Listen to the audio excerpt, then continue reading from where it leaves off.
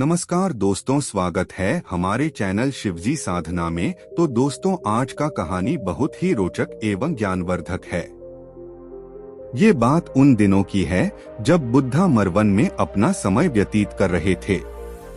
इस समय तक बुद्धि की प्रसिद्धि बहुत दूर दूर तक फैल चुकी थी। बहुत दूर दूर से लोग अपनी चिंताओं और परेशानियों का समाधान खोजने के पास आते थे।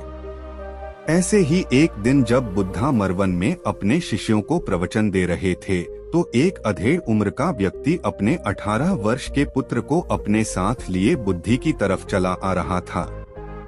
जब यह प्रवचन स्थल के पास पहुंच गए तो एक नजर उन पर डाली और इशारे से बैठने के लिए कहा। जब प्रवचन समाप्त हो गया और सभी लोग वहां से चले गए तो बुद्ध ने उस व्यक्ति को अपने पास बुलाया और बैठने के लिए बोला। वहां चारों तरफ हरियाली छाई हुई थी। मौसम बहुत सुहाना था और तरह तरह के पक्षियों की आवाजें गूंज रही थी। ऐसा नजारा देखकर उस व्यक्ति को अंदर से असीम शांति महसूस हो रही थी।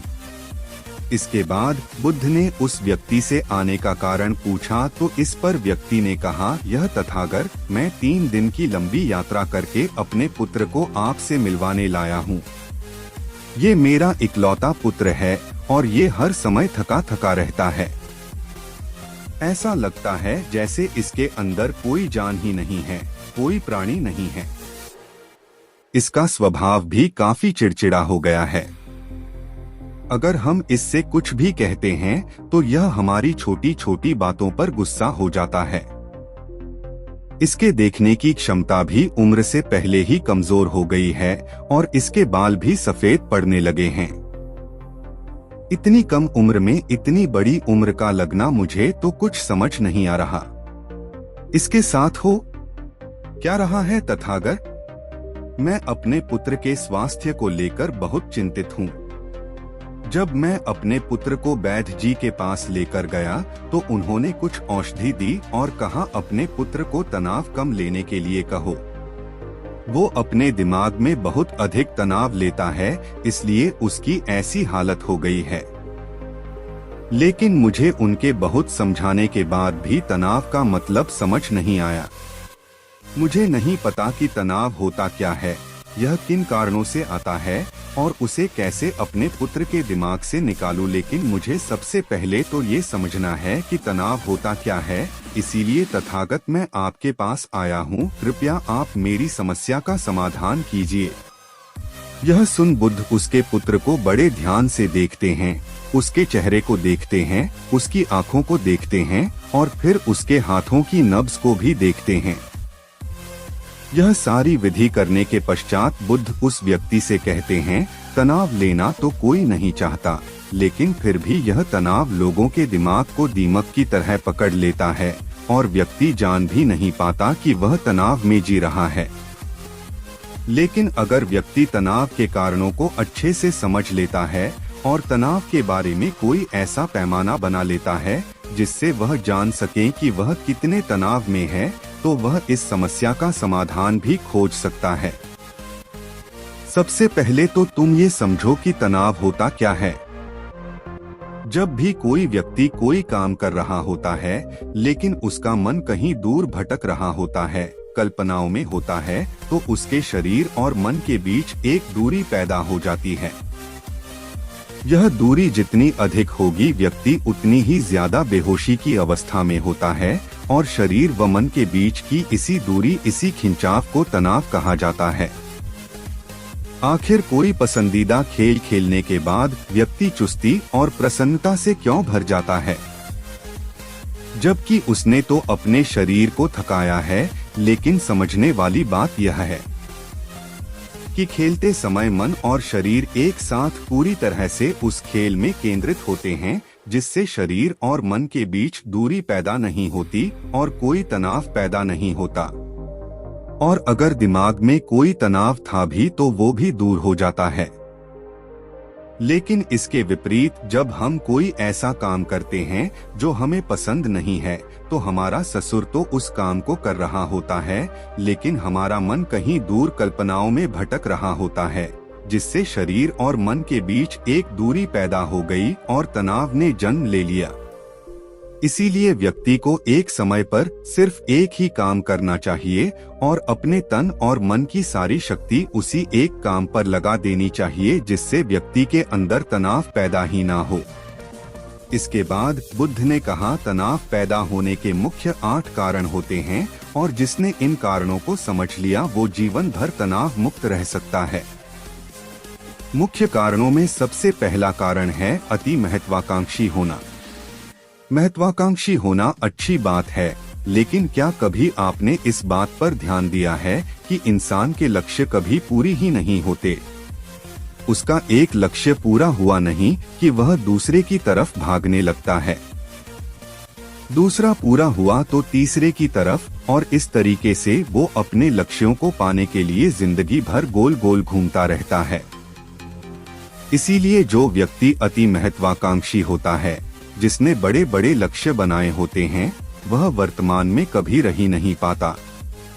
उसका मन सदैव भविष्य की योजनाएं बनाने में ही व्यस्त रहता है।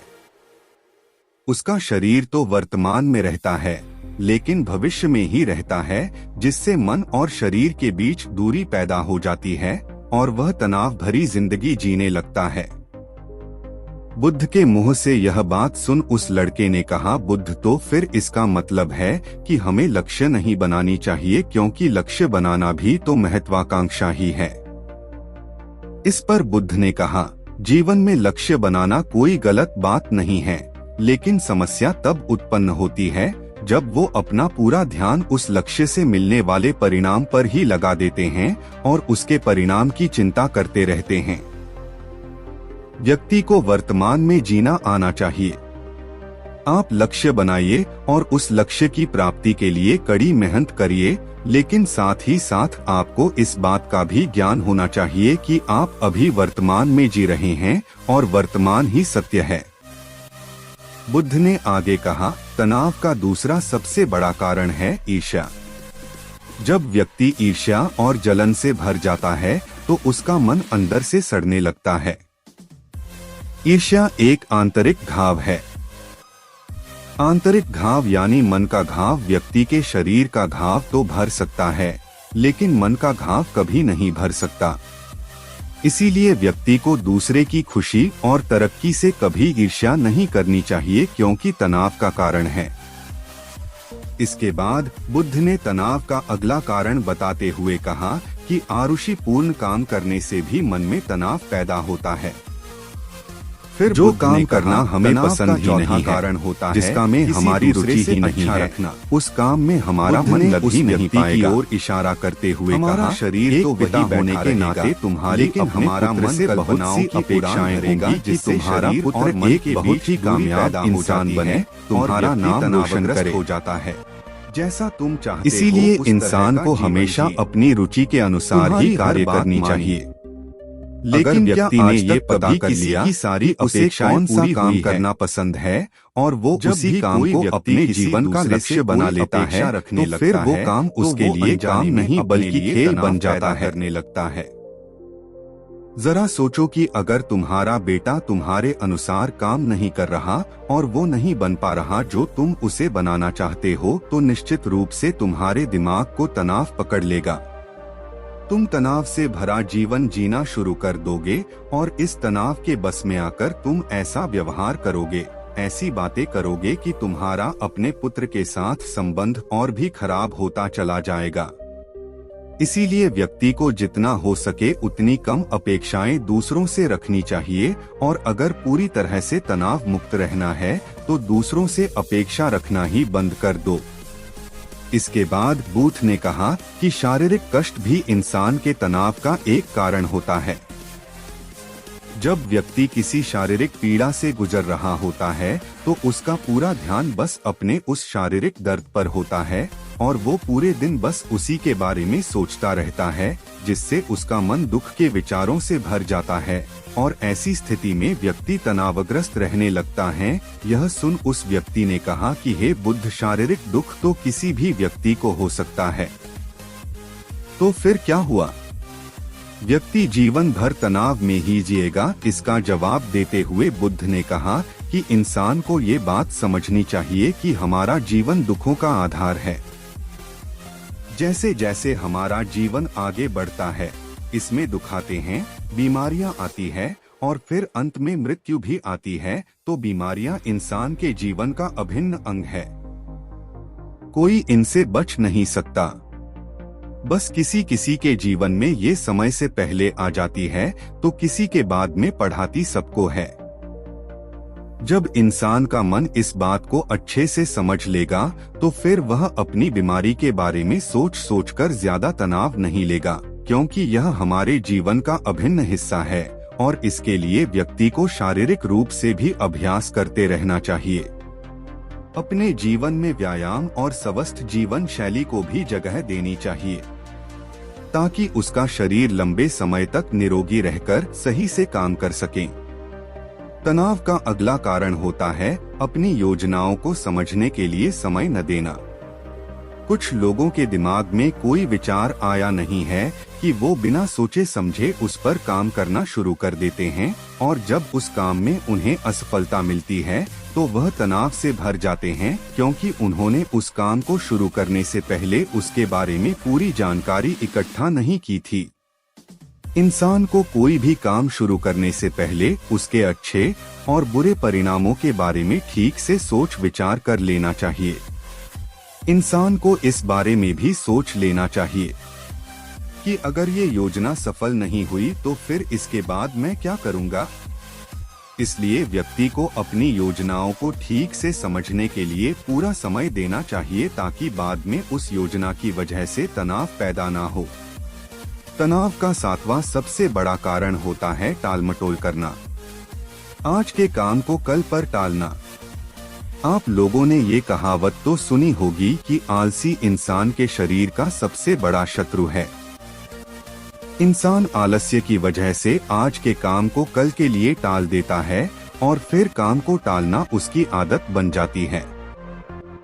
काम को कल पर टालने वाले व्यक्ति का काम कभी भी समय पर पूरा नहीं हो पाता और अगर किसी तरह से पूरा हो भी जाता है तो वह उतना अच्छा नहीं हो पाता जितना अच्छा उसे किया जा सकता था और फिर यह बात व्यक्ति के अंदर तनाव पैदा करती है। लेकिन काम को टालना या काम को एकदम अंत समय पर करना एक आदत है, इसीलिए व्यक्ति ना चाहते हुए भी बार बार अपनी इस आदत का शिकार बन जाता है और काम को टालता रहता है और फिर जब काम की समय सीमा पास आ जाती है तो वह तनाव से भरकर काम को पूरा करने का प्रयास करता है। इसीलिए तनाव मुक्त रहने के लिए व्यक्ति को काम को टालने की आदत छोड़नी पड़ेगी और यह तभी संभव है जब व्यक्ति काम को समय से पहले खत्म करने का निश्चय करे। सबसे आखिरी और सबसे प्रमुख कारण जो तनाव का होता है वो है ज्यादा सोचना।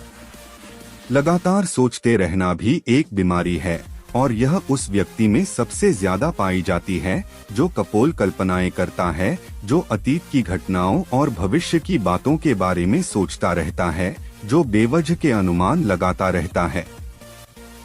इसीलिए व्यक्ति को ज्यादा सोचने की आदत पर लगाम लगाना चाहिए। इसके लिए जितना हो सके खुद को काम में व्यस्त रखना चाहिए और हर दिन ध्यान का अभ्यास करने को अपने जीवन का हिस्सा बना लेना चाहिए। बुद्ध के मुंह से यह सारी बातें सुनकर उस व्यक्ति ने हाथ जोड़कर कहा, बुद्ध मेरा पुत्र तो अभी मात्र 20 वर्ष का ही है और इसमें अभी इतनी समझ भी नहीं है कि यह आपकी बताई सारी बातों का एक साथ पालन कर सकें। आप कृपया करके तनाव मुक्त रहने का कोई आसान सा तरीका बता दें जिससे मेरा बेटा उसका अनुसरण भी कर सके और तनाव मुक्त भी रह सके। उस व्यक्ति की यह प्रार्थना सुन बुद्धि ने कुछ सोचते हुए जवाब दिया, अगर तुम इतनी सारी बातों का पालन नहीं कर सकते तो इसके लिए एक बहुत ही आसान विधि है। तुम एक बार में एक काम को करने पर ध्यान लगाओ भी काम कर रहे हो, उस समय पर सिर्फ उसी काम को करो, सिर्फ उस पर ही अपना पूरा ध्यान लगाओ और अगर तुम्हारा मन इधर उधर भटक जाता है तो जैसे ही तुम्हें याद आए उसे वापस फिर उसी काम में लगा दो। ये सबसे आसान और अच्छा तरीका है तनाव मुक्त रहने का। जब तुम भोजन करो तो उस समय सिर्फ भोजन ही करो, उसके पूरे स्वाद का आनंद लो, उसी अनुभव करो। जब चलो तो अपना पूरा ध्यान सिर्फ चलने लगा दो। इससे तुम्हारा मन और तुम्हारा शरीर दोनों एक जगह पर केंद्रित रहेंगे। दोनों के बीच दूरी पैदा नहीं होगी, जो कि तनाव का मुख्य कारण होती है।